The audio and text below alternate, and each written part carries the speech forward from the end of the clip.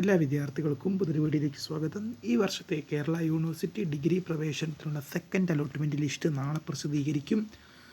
അപ്പോൾ അലോട്ട്മെൻറ്റ് കിട്ടുന്നവർ നിർബന്ധമായും അഡ്മിഷൻ എടുക്കണമോ, എങ്ങനെയാണ് റിസൾട്ട് ചെക്ക് ചെയ്യാനാണ് പല വിദ്യാർത്ഥികളും ചോദിക്കുന്നത്. വിശദമായ വാർത്തയിലേക്ക് പോകാം. ആദ്യമായിട്ട് കാണുന്ന വിദ്യാർത്ഥികളുണ്ടെങ്കിൽ തീർച്ചയായും മറക്കാണ്ട് ഇപ്പോൾ തന്നെ ചാനൽ സബ്സ്ക്രൈബ് ചെയ്ത് കൂടെ പറയാൻ പ്രത്യേകം ശ്രദ്ധിക്കുക. സബ്സ്ക്രൈബ് ചെയ്തതിന് നോട്ടിഫിക്കേഷൻ ബെല്ലുകളിലെ ഓൾ ഓപ്ഷൻ എനേബിൾ ചെയ്യുവാനും വീഡിയോ യൂസ്ഫുൾ ആയി തോന്നുകയാണെങ്കിൽ മാക്സിമം ലൈക്ക് ചെയ്യാനും സുഹൃത്തുക്കളിലേക്ക് ഷെയർ എത്തിക്കാനും പ്രത്യേകം ശ്രദ്ധിക്കുക. അപ്പോൾ നമുക്ക് നേരെ വീഡിയോയിലേക്ക് വന്നതിന് മുമ്പ് നമ്മുടെ ചാനൽ വീഡിയോ കാണുന്ന 100 വിദ്യാർത്ഥികൾ വീഡിയോ കാണുമ്പോൾ 10 പേർ പോലും ചാനൽ സബ്സ്ക്രൈബ് ചെയ്യുന്നില്ല. അപ്പോൾ വിദ്യാർത്ഥികളെ അങ്ങനെ ആവരുത്. തീർച്ചയായും സബ്സ്ക്രൈബ് ചെയ്യുക, നോട്ടിഫിക്കേഷൻ ബെല്ലുകളിലെ ഓൾ ഓപ്ഷൻ എനേബിൾ ചെയ്യുക. വീഡിയോ യൂസ്ഫുൾ ആയി തോന്നുകയാണെങ്കിൽ മാക്സിമം ലൈക്ക് ചെയ്യുക, സുഹൃത്തുക്കളിലേക്ക് ഷെയർ എത്തിക്കുക. അപ്പോൾ നമുക്ക് നേരെ വീഡിയോയിലേക്ക് പോകാം. ഈ വർഷത്തെ കേരള യൂണിവേഴ്സിറ്റി ഡിഗ്രി പ്രവേശനത്തിനുള്ള സെക്കൻഡ് അലോട്ട്മെൻറ്റ് നാളെ പ്രസിദ്ധീകരിക്കും.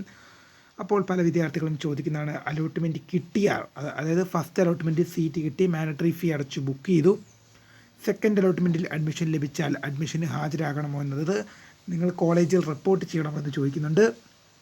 അപ്പോൾ വിദ്യാർത്ഥികൾ മനസ്സിലാക്കുക, നിങ്ങൾ റിപ്പോർട്ട് ചെയ്യേണ്ടതാണ്. സെക്കൻഡ് അലോട്ട്മെൻറ്റിൽ നിങ്ങൾക്ക് അഡ്മിഷൻ ലഭിച്ചാൽ നിങ്ങൾക്ക് എന്ത് ചെയ്യും, ഒരു അലോട്ട്മെൻറ്റ് മെമ്മോ കിട്ടും. ആ അലോട്ട്മെൻറ്റ് മെമ്മോയിൽ എന്തുണ്ടാവും, നിങ്ങൾ ഹാജരാവേണ്ട, അതായത് നിങ്ങൾ ജോയിൻ ചെയ്യേണ്ട ദിവസം അലോട്ട്മെൻറ്റ് മെമ്മോയിൽ കാണും.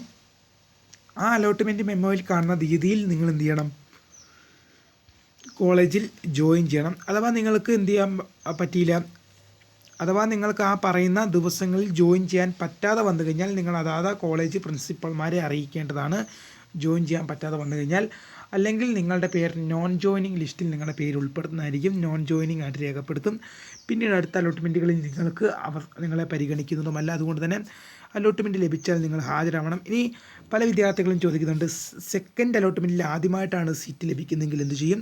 അങ്ങനെയുള്ളവർ 2 കാര്യങ്ങൾ ചെയ്യാനുണ്ട്. ഫസ്റ്റ് എന്ത് ചെയ്യുക, മാൻഡറ്ററി ഫീ അടയ്ക്കണം. അതായത് ജനറൽ കാറ്റഗറിക്ക് ഏതാണ്ട് 1850, SC/STക്ക് 930 രൂപയും കണ്ടാണ് മാൻഡറ്ററി ഫീ ഉള്ളത്. അത് അടച്ചതിന് ശേഷമായിരിക്കും കോളേജിൽ ജോയിൻ ചെയ്യേണ്ടത്.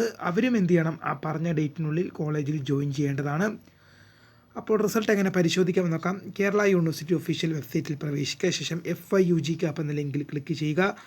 രജിസ്റ്റർ നൗ എന്നതിൽ ക്ലിക്ക് ചെയ്യുക. ആപ്ലിക്കേഷൻ ID പാസ്വേഡ് നൽകി ലോഗിൻ ചെയ്യുക. Congratulation, you have got allotment എന്ന് കാണിക്കുവാണെങ്കിൽ നിങ്ങൾക്ക് അലോട്ട്മെൻറ്റ് ലഭിച്ചു.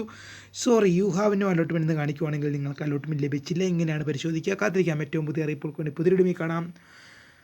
അതുവരേക്കും my name is Skaria, the founder of Skaria Photac, the career guide, and thank for watching. By.